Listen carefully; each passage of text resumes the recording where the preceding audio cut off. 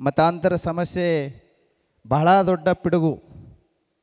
ಯಾರು ಮತಾಂತರಗೊಳ್ಳುತ್ತಾರೆ ಅವ್ರ ಸಮೀಪಕ್ಕೆ ನಾವು ಹೋಗ್ತಾ ಇಲ್ಲ. ಅವರ ಸಮೀಪಕ್ಕೆ ಹೋಗಿ ನಾವು ಕಲ್ಪನೆ ಕೊಡಬೇಕು. ಈ ಮತಾಂತರದ ದುರ್ಘಟನೆ ಈ ಕ್ಷಣ ನಿಮಗೇನೋ ಸವಿ ಅನ್ನಿಸ್ಬೋದು, ಇದು ನಿಮ್ಮ ಬದುಕನ್ನು ವಿಷಮಯ ಮಾಡ್ತದೆ ಎಂಬತಕ್ಕಂಥ ಕಲ್ಪನೆಯನ್ನು ನಾವು ತಂದುಕೊಡುವಂಥ ಪ್ರಯತ್ನವನ್ನು ಮಾಡಬೇಕು. ಮತಾಂತರ ಮುಖ್ಯವಾಗಿ ಕ್ರಿಶ್ಚಿಯನ್ರು ಮತ್ತು ಮುಸ್ಲಿಮರು ಇವರು ಮತಾಂತರ ಮಾಡ್ತಿದ್ದಾರೆ. ನಮ್ಮಲ್ಲಿ ಜೈನರು, ಬೌದ್ಧರು, ಸಿಖ್ರು, ಹಿಂದೂಗಳಿದ್ದೇವೆ. ನಮ್ಮಲ್ಲಿ ವೈಷಮ್ಯ ಮತಾಂತರದ ಹಾವಳಿ ಇಲ್ಲ. ಯಾಕೆ ಈ ಎರಡು ಧರ್ಮದವರು ಮಾಡ್ತಿದ್ದಾರೆ ಅಂದರೆ ಇವರು ವಿದೇಶಿ ಮೂಲದವರು. ಆದ್ದರಿಂದ ನಮ್ಮ ದೇಶದವರನ್ನು ಗುರಿಯನ್ನಾಗಿಟ್ಕೊಂಡು ಮತಾಂತರ ಮಾಡ್ತಿದ್ದಾರೆ. ಇದನ್ನು ನಾವು ತಡಿಬೇಕು ಅಂದರೆ ನಮ್ಮಲ್ಲಿರ್ತಕ್ಕಂಥ ಲೋಪದೋಷಗಳನ್ನು ಕೂಡ ಸರಿಪಡಿಸ್ಕೊಳ್ಬೇಕು. ತಡೆಯಲಿಕ್ಕೆ ಬೇಕಾಗಿರ್ತಕ್ಕಂಥ ಸಾಮರ್ಥ್ಯವನ್ನು ಗಳಿಸ್ಕೊಳ್ಬೇಕು, ಪ್ರತಿತಂತ್ರವನ್ನು ಹೂಡಬೇಕು. ನಮ್ಮಲ್ಲಿರ್ತಕ್ಕಂಥ ಲೋಪದೋಷಗಳಲ್ಲಿ ಒಂದು ಅಂಶ, ಈಗ ನಮ್ಮಲ್ಲಿ ಅನೇಕ ಮತಪಂಥಗಳಿವೆ. ನಮ್ಮ ಹಿಂದೂಗಳಲ್ಲೇ ಅನೇಕ ಮಠಾಧಿಪತಿಗಳಲ್ಲಿ, ದೇವಸ್ಥಾನಗಳಲ್ಲಿ ಅನೇಕ ಮತ ಪಂಥಗಳ ಭೇದ ಇದೆ. ಆದಾಗ್ಯೂ ಕೂಡ ನಮ್ಮ ಧ್ಯೇಯ ಒಂದೇ ಅಂತ ಇಟ್ಕೊಂಡು ನಾವು ನಮ್ಮಲ್ಲಿನ ಭೇದಗಳನ್ನು ಬದಿಗೊತ್ತಿ ಸಮಾನತೆಯಿಂದ ನಾವು ಇದ್ದು ಜನರನ್ನು ಸಮಾನತೆಯಿಂದ ಕಾಣೋದಾದರೆ ನಾವು ಹಿಂದೂಗಳ ಏಕತೆಯನ್ನು ಕಾಪಾಡಿಕೊಳ್ಳಿಕ್ಕೆ ಅನುಕೂಲ ಆಗುತ್ತದೆ. ಇತರ ಧರ್ಮಗಳು, ಅದನ್ನು ಧರ್ಮ ಅಂತ ಹೇಳಬೇಕು, ಮತ ಅಂತ ಹೇಳಬೇಕು, ಅದು ಮತಗಳು, ಅವೆಲ್ಲ ಧರ್ಮದ ಹೆಸರಲ್ಲಿ ವಿಜೃಂಭಿಸ್ತಾ ಇದ್ದಾವೆ. ನಾವು ಅವ್ರು ಏನು ಬೇಕಾದ್ರೂ ಮಾಡಿಕೊಳ್ಳಿ, ನಮಗೇನಂತೆ ಅಂತ ಹೇಳಿ ನಾವು ಇದು ನಮ್ಮದೇ ರಾಷ್ಟ್ರ, ನಾವು ಸುಭದ್ರರಾಗಿದ್ದೇವೆ, ಸುರಕ್ಷಿತರಾಗಿದ್ದೇವೆ ಅಂತ ಭಾವಿಸಿಕೊಂಡಿದ್ದೇವೆ. ಇತರ ಮತೀಯರು ಈ ದೇಶವನ್ನು ಕಬಳಿಸಿಕೊಳ್ಳಬೇಕು ಅನ್ನುವ ನೆಲೆಯಲ್ಲಿ ವ್ಯವಸ್ಥಿತವಾಗಿರತಕ್ಕಂತಹ ಕಾರ್ಯಾಚರಣೆಯನ್ನು ನಡೆಸ್ತಾ ಇದ್ದಾರೆ. ಮಿಷನ್ ಅಂತ ಹೇಳ್ತಾರಲ್ಲ, ಮಿಷನ್ ಯೋಜನಾಬದ್ಧವಾದ ಕಾರ್ಯವನ್ನು ಮಾಡ್ತಾ ನಮ್ಮ ಮಂದಿಯನ್ನೆಲ್ಲ ಆಕ್ರಮಿಸಿಕೊಳ್ತಾ ಅವರು ಬಲಿಷ್ಠರಾಗ್ತಾ ಇದ್ದಾರೆ. ನಾವಿನ್ನೂ ಜಾಗೃತರಾಗಿಲ್ಲ, ನಾವು ಜಾಗೃತರಾಗಬೇಕು. ಇತರ ಮತೀಯರಲ್ಲಿ ತಮ್ಮ ಮಕ್ಕಳಿಗೆಲ್ಲರೂ ಕೂಡ ತಮ್ಮ ಮತಾಂತರ ಏನು, ಧರ್ಮಾಂತರ ಏನು, ಅದರ ಬಗ್ಗೆ ವಿಶೇಷವಾದ ಶಿಕ್ಷಣ ಕೊಡ್ತಾರೆ. ನಮ್ಮಲ್ಲಿ ಕೊಡುವ ವ್ಯವಸ್ಥೆ ಇಲ್ಲ. ಈಗ ಮತಾಂತರ ಆಗ್ತಾ ಇದೆ ಅಂದರೆ ಅದು ಹಿಂದೂ ಸಮಾಜದ್ದೇ ತಪ್ಪು, ಅಥವಾ ಮತ್ತೊಂದೇನೋ ಆಗ್ತಾ ಇದೆ ಅದು ಹಿಂದೂ ಸಮಾಜದ್ದೇ ತಪ್ಪು. ಅಂದರೆ ಬೇರೆ ಯಾರ್ದು ಏನು ತಪ್ಪು ಇಲ್ಲವೇ ಇಲ್ವಾ? ಹಾಗಾದರೆ ಮತಾಂತರ ಮಾಡ್ತಾ ಇದ್ದಾರಲ್ಲ ಅವ್ರ ತಪ್ಪು ಇದೆಯಲ್ವಾ? ವಿದೇಶಿ ಶಕ್ತಿಗಳು ಭಾರತದಲ್ಲಿ ಬಹಳಷ್ಟು ದುಡ್ಡನ್ನು ಹಾಕಿ ಮತಾಂತರ ಇತ್ಯಾದಿಗಳನ್ನು ಮಾಡಲಿಕ್ಕೆ ಪ್ರಯತ್ನ ಪಡ್ತಾ ಇದ್ದಾರೆ. ನಾವು ಗಮನಿಸಿದಂತೆ 2018ನೇ ಇಸ್ವಿಯಲ್ಲಿ ಬಂದಂಥ ಒಂದು ಡೇಟಾ ಪ್ರಕಾರ, ಸ್ಟ್ಯಾಟಿಸ್ಟಿಕ್ಸ್ ಪ್ರಕಾರ ಸುಮಾರು 26,000 ಕೋಟಿ ರೂಪಾಯಿ ಭಾರತಕ್ಕೆ ಮತಾಂತರಕ್ಕಾಗಿ ಬರ್ತಾ ಇತ್ತು. ಈಗ ಅದು ಬೆಳೆದು ಸುಮಾರು 50,000 ಕೋಟಿ ರೂಪಾಯಿ ಭಾರತದಲ್ಲಿ ಬರ್ತಾ ಇದೆ. ಯಾವುದೋ ಒಂದು ದೇಶದಿಂದ ಸಾವಿರಾರು ಕೋಟಿ ರೂಪಾಯಿ ಭಾರತಕ್ಕೆ ಬರ್ತಾ ಇರ್ತದೆ ಮತಾಂತರಕ್ಕಾಗಿ. ಆ ದೇಶಕ್ಕೂ ನಮ್ಮ ದೇಶಕ್ಕೂ ರಾಜನೈತಿಕ ಸಂಬಂಧಗಳಿದ್ದೇ ಇರ್ತದೆ.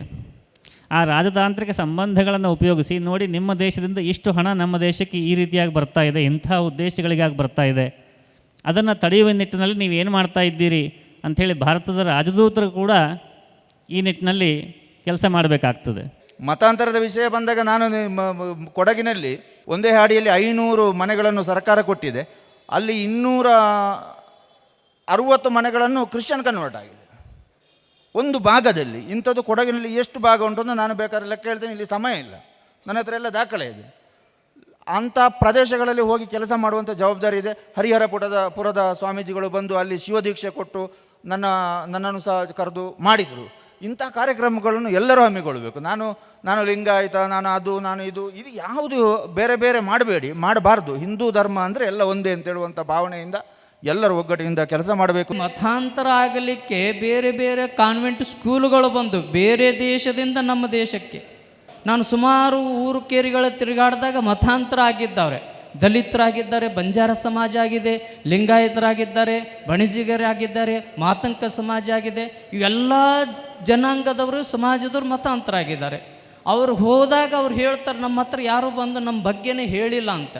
ಎಲ್ಲ ಸ್ವಾಮಿಗಳು ನಾವು ಏನು ಮಾಡಬೇಕಂದ್ರೆ ನಮ್ಮ ಸುತ್ತಮುತ್ತ ಇರುವಂಥ ಊರುಗಳನ್ನು ದತ್ತು ತಗೊಂಡು ಅಲ್ಲಿ ನಮ್ಮ ಧರ್ಮ ಸನಾತನ ಸಂಸ್ಕೃತಿಯನ್ನು, ಹಿಂದೂ ಸಂಸ್ಕೃತಿಯನ್ನು ಬಿಂಬಿಸುವಂಥ ಕೆಲಸ ಮಾಡಿದ್ರೆ ಇವೆಲ್ಲ ಮತಾಂತರ ನೆಲೆ ಹೋಗ್ತಾವೆ. ನಾವೇನು ಮಾಡ್ತಾ ಇದ್ದೀವಿ, ಮಠದಾಗ ಎಸಿ ರೂಮ್ ಹಾಕ್ಕೊಂಡು ಆರಾಮ್ ಕುಂತ ಶಿಕ್ಷಣ ಸಂಸ್ಥೆ ನಡೆದ್ರೆ ನಮ್ಮ ಧರ್ಮ ಮುಂದೆ ಹೋಗ್ಲಿಕ್ಕಾಗಲ್ಲ. ಅದಕ್ಕೆ ನಾವೆಲ್ಲರೂ ಮತಾಂತರದ ಬಗ್ಗೆ ವಿಚಾರ ಮಾಡಬೇಕಾದ್ರೆ ಊರು ಕೇರಿಗಳಲ್ಲಿರುವಂಥ ಜನರನ್ನು ಸಂಪರ್ಕ ಮಾಡಬೇಕು. ಹಿಂದಿನಿಂದಲೂ ಈ ಮತಾಂತರದ ಪಿಡುಗಿನ ಬಗ್ಗೆ ನಾವು ಹೇಳ್ತಾ ಇದ್ದದ್ದೇನು, ಇವತ್ತು ನಮ್ಮ ಮನೆಯ ಬಳಿಗೆ ಬಂದಿದೆ ಬೆಂಕಿ, ಅದನ್ನು ಅಲ್ಲೇ ಆರ್ಲಿಕ್ಕೆ ನಾವು ಪ್ರಯತ್ನ ಮಾಡದಿದ್ದರೆ ಅದು ನಮ್ಮ ಮನೆಗೆ ಬರುತ್ತೆ ಅಂತ ಹೇಳ್ತಾ ಇದ್ದೀವಿ.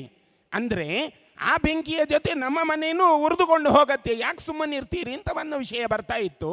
ಆಶೆ ಆಮಿಷಗಳನ್ನು ಒಡ್ಡಿ ಮತಾಂತರ ಮಾಡುವುದು ಒಂದು, ಅವರಿಗೆ ಹೋಗಿ ನಾವು ಮಾತಾಡಿಸುವಂಥದ್ದು ಕೂಡ ಇವತ್ತು ಆಗ್ತಾ ಇಲ್ಲ. ಸಮಯ ಅಭಾವಿದೆ. ನಾನು ಒಂದು ಹಳ್ಳಿಯಲ್ಲಿ ಸ್ವತಃ ಹೋಗಿ ಆಗಿರುವಂಥ ಘಟನೆಯನ್ನು ಇಲ್ಲಿ ಹಂಚ್ಕೊಳ್ಳಿಕ್ಕೆ ಇಚ್ಛಾಪಡ್ತೀನಿ. ರಾಯಭಾಗ ತಾಲೂಕು ಬಿರ್ಡಿ ಅನ್ನೋಂಥ ಗ್ರಾಮದಲ್ಲಿ ನಾನು ಪ್ರವಚನಕ್ಕೆ ಹೋದಾಗ ಆ ಬಿರ್ಡಿ ಗ್ರಾಮಕ್ಕೆ ಹೋಗಿದ್ದೆ. ಅಲ್ಲಿ ಕಬ್ಬೂರು ಅಂತ ಒಂದು ಊರಿದೆ.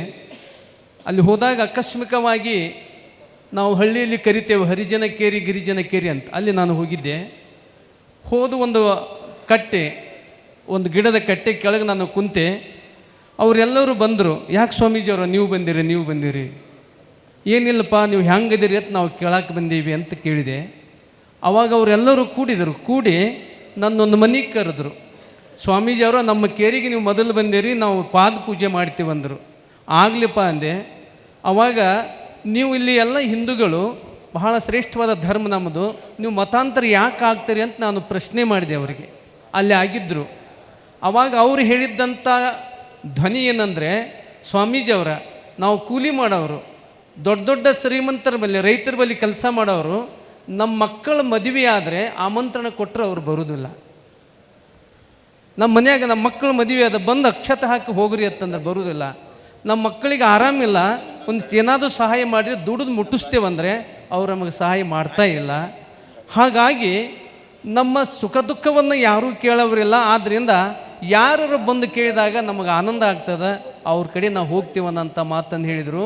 ಬರೀ ಆಶೆ ಆಮಿಷವೆಲ್ಲ, ನಾವು ಪ್ರೀತಿಯನ್ನು ಕೂಡ ಅವರಿಗೆ ಇವತ್ತು ನಾವು ಕೊಡ್ತಾ ಅನ್ನೋಂಥದ್ದು ಕೊರತೆ ಇದೆ ಅನ್ನೋಂಥದ್ದನ್ನು ಹೇಳಿಕ್ಕೆ ಇಚ್ಛಪಡ್ತೀನಿ.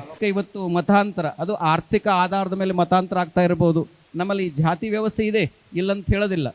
ಆದರೆ ಜಾತಿಯಲ್ಲಿ ಇದ್ಕೊಂಡು ನಾವು ಜ್ಯೋತಿಯಾಗಿ ಕೆಲಸವನ್ನು ಮಾಡಬೇಕು. ನಮ್ಮ ಮಠ, ನಮ್ಮ ಪೀಠ ಹೆಂಗೆ ಗೋವಿನಲ್ಲಿ ಎಲ್ಲ ದೇವತೆಗಳಿದಾವೋ ಹಾಗೆ ಭಾರತದಲ್ಲಿ, ಹಿಂದೂದಲ್ಲಿ ಪ್ರತಿಯೊಂದು ಮತ, ಪಂಥ, ಪೀಠ, ಪರಂಪರೆಗಳನ್ನ ಗೌರವಿಸಬೇಕು. ಅದರ ಆಚೆ ನಾವೆಲ್ಲ ಸ್ವಾಮಿಗಳು, ಅದು ಯಾವುದೇ ಜಾತಿ ಇರಲಿ ಮತ ಇರಲಿ, ಅವ್ರ ಮನೆಗಳಿಗೆ ನಾವೆಲ್ಲ ಕೂಡಿ ಹೋಗಬೇಕು. ಯಾರು ಈ ಸಮಾಜದಲ್ಲಿ ಹಿಂದುಳಿದರಿದ್ದಾರೋ, ಯಾರು ದಲಿತರಿದ್ದಾರೋ, ಯಾರು ಅವರು ಮುಂದ್ಗಡೆ ಬರ್ತಾ ಇಲ್ಲ, ಅವರೆಲ್ಲರ ಮನೆಗೆ ಹೋಗಿ ನಾವೆಲ್ಲ ಸ್ವಾಮಿಗಳು ಅವ್ರ ಮನೆಗೆ ಹೋಗಿ ಅವ್ರ ಜೊತೆಗೆ ಪ್ರಸಾದ ಮಾಡುವಂಥ ವ್ಯವಸ್ಥೆ ಬಂದಾಗ ನಾವೆಲ್ಲ ಹಿಂದೂ ಆಗ್ತೀವಿ.